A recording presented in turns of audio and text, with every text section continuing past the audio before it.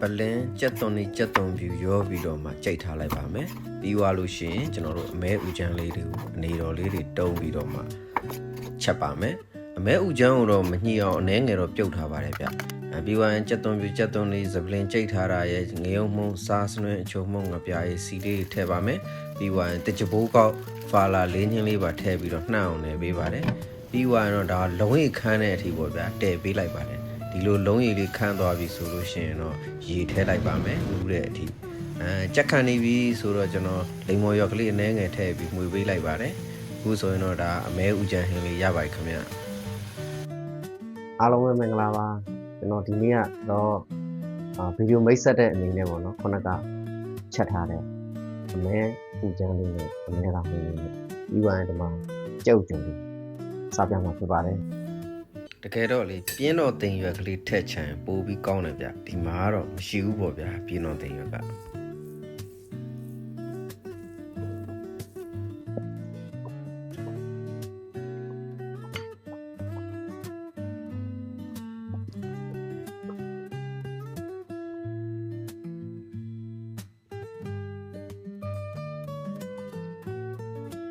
ရေတော့မပါတော့စားနည်းနည်း6ကက်ကက်ကြီး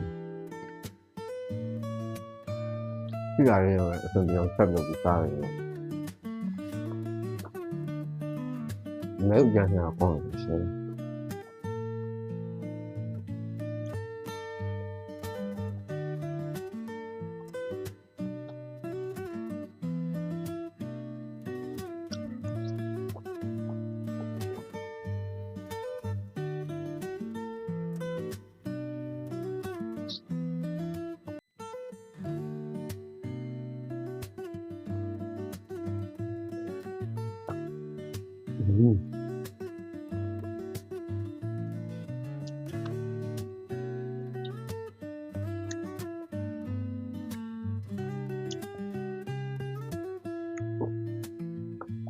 အမဲသားလေကျွန်တော်တို့ကာကြီးကအမဲသားမဟုတ်ဘူးဒါ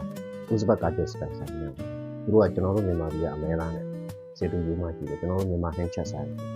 အဲ့ဒီကအမဲသားတွေပိုပြီးရတာကိုရီးယားအမဲသားတွေကกินစားတာပဲကောင်းချက်စားတယ်စားလို့မကောင်းဟိုအိုကင်းဘူးတိုက်စားတာပဲကောင်းဆို